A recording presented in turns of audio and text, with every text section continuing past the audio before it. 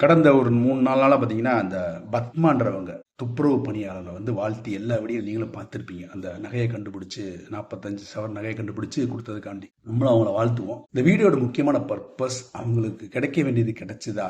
அவங்களுக்கு அந்த பெருந்தன்மையான மனசுக்கு வந்து கிடைக்க வேண்டியது கிடைச்சுதா?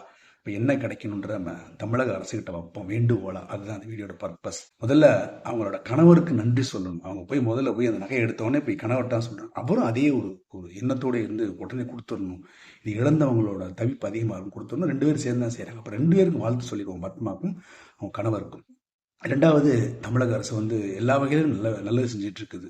பெண்களுக்கு, வயதானவங்களுக்கு, மாணவர்களுக்கு, ஸ்போர்ட்ஸ் பீப்புளுக்கு இப்படி எல்லா வகைகளும் நல்லது செஞ்சு தான் இருக்குது. எல்லாருக்குமே ஒரு ரோல் மாடல் கவர்மெண்ட்டாவே இருக்குதுன்னு சொல்லலாம். மிச்ச ஸ்டேட்டுக்கு அந்த அளவுல வந்து தமிழக அரசுக்கு வந்து வாழ்த்துக்களையும் பாராட்டுகளையும் தெரிவிச்சுக்குவோம். இவங்களுக்கும் வந்து பெருந்தன்மையா ஒரு ஒரு 1,00,000 கொடுத்துருக்குது. பட் அவங்களோட பெருந்தன்மைக்கு அந்த பெரிய மனசுக்கு இந்த 1,00,000ன்றது ஒரு பெரிய அமௌண்ட் இல்லைன்னா எனக்கு தெரியும். ஏன்னா நான் வந்து டெய்லி ஒரு ஏரியா கிராஸ் பண்ணி போறேன். அந்த இடத்துல 3 இந்த மாதிரி குப்பை தொட்டி இருக்கு. ஒரு ஃபியூ செகண்ட்ஸ்ல கிராஸ் பண்ணிடுவேன். அந்த இடத்த வந்து பைக்லாம் போவேன். அது குப்பை உள்ள வழிஞ்சு வெளியே விழுந்து மழை தண்ணி அது பட்டுக்கிட்டு ஒரு சாக்கடை சகதி குளமாவே குப்பை குளமாவே இருக்கும் சுத்திலும். அந்த இடத்துல அவங்க நின்று மணிக்கணக்கா அந்த குப்பைகளை கிளீன் பண்ணி அந்த கையால கிளீன் பண்ணி அப்பா கிரேட். என்னை பொறுத்த வரைக்கும் எல்லையில நம்ம நாட்டை பாதுகாக்கிற ராணுவ வீரர்களோட அந்த சேவைக்கு எல்லளவும் குறைவில்லாத ஒரு சேவையை செய்யறவங்க அந்த துப்புரவு பணியாளர். அதுல பெருந்தன்மையா இருக்கிறது ஒரு வெறுப்போடைய அவன் மனசுக்குள்ள ஒரு கஷ்டமும் வெறுப்பும் இருக்கதான் செய்யும். அதுல கிடைச்சது வந்து கொடுக்குறன்றது அவ்வளவு பெரிய மனசு.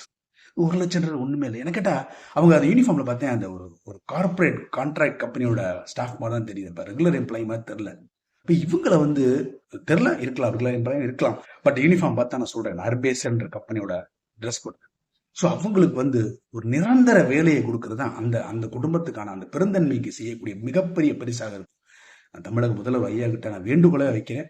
ஐயா அவங்களுக்கு வந்து ஒரு ஒரு நிரந்தர பணி கொடுங்க. அப்படி நிரந்தர பணியில இருக்கிறாங்கன்னா அவங்களுக்கு ஒரு உயர் பதவி இந்த பெருந்தன்மைக்கும் அந்த கஷ்டத்திலையும் சங்கடத்திலையும் நியாயமா செயல்பட்டு இருக்காங்க பார்த்தீங்களா. கிடைக்க வேண்டியது போய்ச்சிரு அவங்களுக்கு தான் போய்ச்சிரு. ஒரு ஃபோன் தொலைஞ்சா கூட கிடைக்காது. 5,000 10,000 ஃபோன் தான் கிடைக்காது. நகை 45 லட்சம் ரூபாய் நகை கிடைச்சிருக்கப்ப அது அந்த பெருந்தன்மைக்கு ஒரு ஒரு உயர் பதவி கொஞ்சம் அதுல இருந்து எலிவேட்டட் ஒரு சூப்பர்வைசர் போஸ்ட் அந்த மாதிரி கொடுத்து அந்த குடும்பம் அந்த ஜென்ரேஷன் அவங்க குடும்ப ஜென்ரேஷன் இனிமே நல்ல ஒரு வாழ்க்கையை பார்க்கறதுக்கு தமிழகத்தில் உதவி செய்யணும். ஒரு நிரந்தர பணி கொடுத்து அவங்களுக்கு வந்து அது பெரிய கிஃப்டா இருக்கும் அந்த பெருந்தன்மை.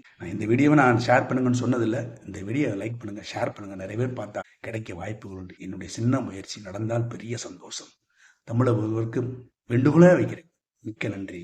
நல்ல சிந்தனை விதைப்போம், நம்பிக்கை வளர்ப்போம். அன்புடன் நம்பினா